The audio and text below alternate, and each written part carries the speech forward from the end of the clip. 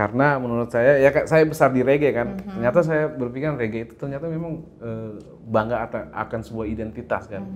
Nggak selalu Jamaika ya, tapi ketika spiritnya kita ambil, ya identitasnya kita yang kita harus angkat. Oke, saya sebenarnya seorang kiai juga. Oh gitu. Dia suruh mau kuliah atau mau ngeband atau mau ngerantau gitu. Saya bilang, yaudah saya ngerantau, duit kuliahnya kalau pakai ngerantau gitu. Iya saat itu rencana ya. Tamat SMA saya ke Jakarta. Langsung. Lu buat baik, teman lu banyak. Gitu. Balasannya juga. Padahal dia kan seorang kiai, harusnya gue suruh sholat. Nah iya benar. Dalam hati nih Lisa udah nebak nih disuruh sholat 5 waktu nih. Iya, tapi memang didikannya memang waktu di rumah itu kita disuruh ya didikan kiai ya gitu loh.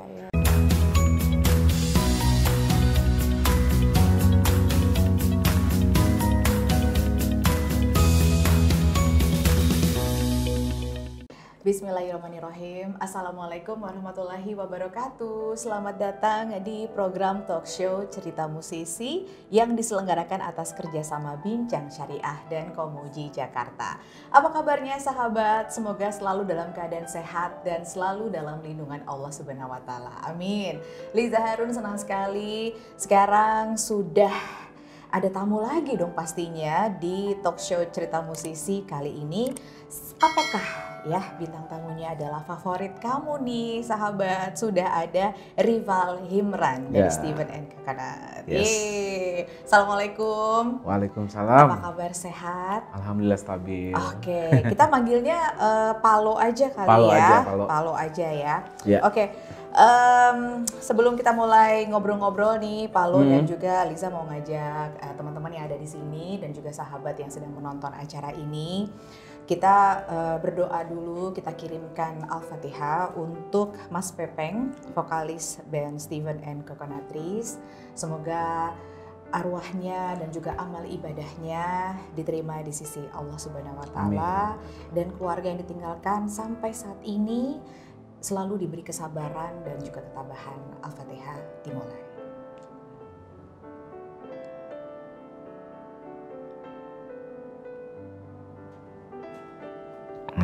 Amin ya rabbal alamin. Terima kasih teman-teman di sini dan juga sahabat yang sedang menonton kami dimanapun sahabat berada. Ya, kalau mau ngobrol-ngobrol nih, ngomongin masalah musik, pasti jam terbang udah dari kapan ya, Pak Lo ya? Jam terbang di bidang musik nih? Gue memulainya itu waktu gue di tingkat SMP ya. SMP. Siapa tuh yang meracunimu? Kebetulan keluarga juga keluarga musisi. Karena lihat om, dia seorang basis lah gitu kan. Kebetulan ada gitar bass di kamar dia gitu, gue coba-coba ulik aja. Gitu. Jadi udah jatuh cinta sama bass nih? Mulai dari situ udah bentuk band kampung lah. Karena asal Sulawesi Tengah kan Palu.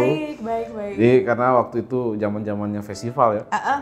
Jadi kita ada antusias untuk ikut festival itu. Ya udah dari situ ikut festival langsung the best bass gua. Wow. Maksudnya udah sama bass udah nih, nggak pindah ke lain hati nih? Nggak pernah nyoba alat musik apa gitu belajar? Sebenarnya dari dulu suka gitar sih, cuman karena memang waktu itu di band itu semuanya gitaris, jadi gue milihnya bass gitu. Udahlah gue jadi ya udah dari awal bass gitu. Tapi kesini-sini suka nyanyi juga. Iya. Buat solo album juga. Siap, asik. Udah mulai ngerasa nih kayaknya musik nih bisa bikin gue hidup nih gitu. Mulai saat the best bass itu tuh. Saat itu ya. Saat itu saya punya bakat ya. Kayaknya gue senang di sini terus dan kalau didalamin ya bisa the best bass mulu nih, dapat duit juga nih. Dulu kan pikirannya gitu kan. Kalau ikut festival pasti kalau ada penghargaan pasti dapat duit nih gitu. Nah, mulai dari situ kepikiran udah fokusnya udah musik. Jadi musik juga hobi yang menghasilkan. Terus for living juga sampai saat ini. Tapi emang dulu cita-citanya anak SMP saat itu emang pengen jadi anak band gitu. Iya, memang karena memang ayah saya juga seorang musisi gitu, terus karena sempat ikut-ikut acara-acara juga gitu kan. Jadi memang ngeband itu kok enak ya tongkrongannya, teman-temannya gitu. Banyak yang samperin gitu. Temen jadi, banyak gitu. Iya, jadi udah antusias. Wah, harus ngeband nih. Siap. Biar punya banyak teman. Keluarga aman-aman aja dengan pilihan Palo untuk bermusik. Ya, alhamdulillah mungkin karena niat kali ya, karena niatnya memang awalnya bermusik. Ada aja jalan. Iya. Karena akhir-akhir kesini ya gue percaya bahwa ketika kita niat dengan musik, ya musik itu yang nuntun kita sendirinya gitu. Iya. Sampai sekarang. Sampai ke titik ini ya itu. Iya. Karena musik. Betul.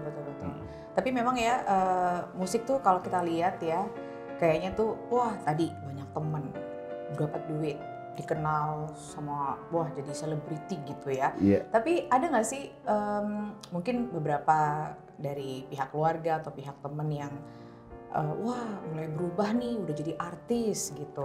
Atau takut hati-hati ya nanti berkarir nanti banyak godaan gitu.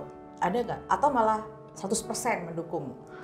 Memang 100% mendukung. Karena memang kita keluarga musisi kan, jadi nggak ada kekhawatiran lah ya dari pihak keluarga gitu. Cuman memang basicnya memang karena kebetulan waktu itu disuruh pilihan sama kakek saya. Kakek saya sebenarnya seorang kiai juga. Oh gitu.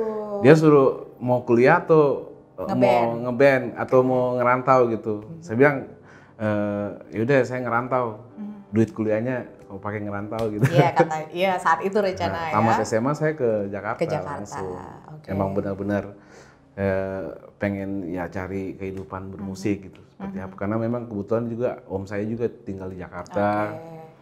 Ya udah, akhirnya dengan pilihan itu akhirnya sampai ke titik ini. Alhamdulillah ya karena pilihan itu. Iya, bertahan sampai sekarang gitu ya.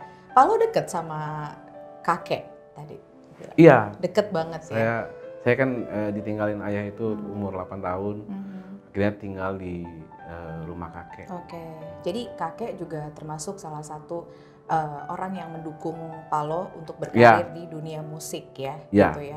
Nggak ada sama sekali ketakutan atau petuah-petuah bijak gitu dari seorang kakek yang kiai melepaskan cucu kesayangannya gitu ke Jakarta untuk berkarir gitu. Pasti kan ada kekhawatiran. Ada nggak pesan-pesan gitu yang Palo ingat sampai sekarang dipegang? Yang saya ingat pesan yang gue ingat itu ketika dia bilang kalau di luar atau di kampung orang itu jangan lupa berbuat baik aja. Udah kuncinya itu aja katanya. Lu buat baik teman lu banyak. Balasannya juga. Padahal dia kan seorang kiai, harusnya gue suruh sholat. Nah iya benar. Dalam hati nih Lisa udah nebak nih disuruh sholat 5 waktu nih. Iya, tapi memang didikannya memang waktu di rumah itu kita disuruh ya didikan kiai gitu loh. Cuman itu aja yang dia suruh dia kasih petuah gitu. Lu di kampung orang buat baik aja. Itu kemana-mana gitu. Itu tuh sampai sekarang masih poinnya itu aja. Poinnya ya. Nah kalau si pesan kakek ini aplikasikan ke musik gitu ya. Apakah juga bisa dibilang lirik-lirik lagu yang dibuat gitu, isinya kebaikan juga gitu? Iya, saya kan ikut di Kokonatis itu akhirnya dari 2005 sampai sekarang ya. Saya ikutin banyak macam kehidupan tuh. Dari seorang artis jadi sindrom kadang-kadang. Sindrom pokoknya kan. melewati pendewasaan gitu ya. Akhirnya memang saya ada di tahun 2015 tuh kayak semacam ada panggilan berbuat dedikasi untuk diri sendiri gitu kan. Akhirnya saya buatlah solo saya gitu. Solo saya bertajuk Man yang konsep lagunya itu pakai bahasa daerah. Pakai bahasa daerah Sulawesi. Saya. Karena menurut saya ya saya besar di reggae kan. Ternyata saya berpikir reggae itu ternyata memang bangga akan sebuah identitas kan. Nggak selalu Jamaika ya. Tapi ketika spiritnya kita ambil ya identitasnya kita yang kita harus angkat. Ya saya tertarik itu, saya angkat. Dan di situ pula juga saya berpikiran iya, kalau bermusik kalau cuma begitu aja nggak bermanfaat, sama aja. Harus ada yang dikampanyekan kan. Iya. Ada misinya gitu. Ada misi. Saya tertarik sama falsafah ya berhubungan sama kakek saya itu ada falsafah Kylie yang namanya Beloracovia, Beloracava gitu. Apa tuh? Baik yang kita buat, baik yang kita dapat. Akhirnya itu mempertajamkan spirit saya untuk, udah deh di album ini saya pengen ngasih pesan lah ke kawan-kawan, ngingatin diri saya sendiri juga. Reminder juga buat diri sendiri. Sama, berharap orang juga dapat pesannya. Karena memang ternyata tujuan bermusik itu bukan hanya untuk orang, tapi untuk diri sendiri. Oke. Tuh ada momen apa tuh yang bikin akhirnya Palo kayak nge-switch gitu? Mungkin lirik musiknya, wah nih nggak bisa santai-santai terus nih bikin musik gitu kan ya, harus ada misinya yang disampaikan gitu. Kalau musik sih bebas, mau musiknya apa aja, yang penting liriknya itu kan yang bisa didapat dari yang denger gitu kan. Mungkin ada trigger atau momen yang bikin akhirnya jadi nge-switch gitu? Ya, waktu itu keadaannya memang kehidupan saya itu setelah artis, keartisan dan lain-lain, akhirnya merasakan namanya perpisahan. Perpisahan sama istri, gitu kan. Tapi balik lagi nih, udah balik lagi soalnya. Sempat kita cerai. Nah dari situ pas cerai itu saya baru lihat, oh kesalahan saya di sini. Titik-titik kesalahan saya ini ada di sini semua nih. Ya saya harus rubah pola itu. Pola itu yang namanya seniman ketika sakit pasti berkarya. Iya. Nah dari dibikin jadi karya ya. Iya, akhirnya saya buat karya untuk ngingatin diri saya sendiri. Saya buatlah lagu-lagu yang kayak semacam lagu judulnya Nemo. Itu memang menceritakan tentang karir dan kehidupan saya yang memang ketika kita berpisah dengan orang yang kita sayangi, kita harus siap. Dan ingat di sana ada yang Maha Kuasa yang memang ngasih jalan itu selalu baik. Betul. Tergantung kitanya yang bisa merasakan apakah ini membuat kita jadi lebih baik atau kita malah terpuruk. Begitu ya. Karena memang Tuhan selalu ngasih jalan baik kok gitu. Tuhan kok Maha Adil. Mau seburuk apapun anggapan kita gitu. Enggak, ini jalannya Tuhan untuk kita mencapai keindahan mungkin. Saya berpikiran seperti itu. Akhirnya saya dalami lah. Ya memang benar, ternyata musik yang kita buat itu akhirnya menuntun kita jadi bersikap. Iya. Dan akhirnya mengeluarkan karya yang selain untuk reminder buat diri sendiri, juga semoga jadi pengingat juga untuk yang mendengarkan musik itu. Harusnya begitu. Nah ngomongin kehilangan, grup bandnya Palo, nangis gua nih. Iya, Steven and Coconut Trees juga baru saja tahun ini kehilangan seorang vokalisnya. Dan pasti kehilangan sulit gitu ya untuk dilewati, walaupun teman-teman bilang sabar ya, lo pasti kuat ya tapi di saat kita lagi sendirian mulai runtuh lagi gitu ya. Nah gimana melewati keadaan itu gitu loh, Palo dan teman-teman? Banyakin aktivitas kita tuh. Kalau nggak ada aktivitas pasti kita sedih mulu. Tapi sampai sekarang memang kita masih beranggapan almarhum itu masih ada karena seperti almarhum tuh kayak lagi jalan-jalan jauh gitu ya kita ya merasanya. Nah itu orang berarti sangat baik ke kita kan. Ketika kita ngerasa gitu, orang itu baik banget tuh. Makanya ketika kalau ada acara kayak gini nih diingetin lagi, pasti sedih. Ya intinya jangan teman-teman juga ngasih nasihat, jangan terlalu sedih mendalam.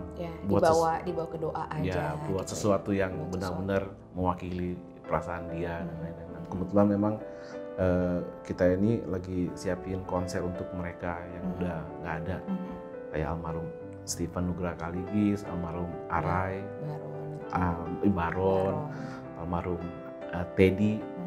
Kita lagi buat konser khusus untuk penghormatan untuk mereka gitu.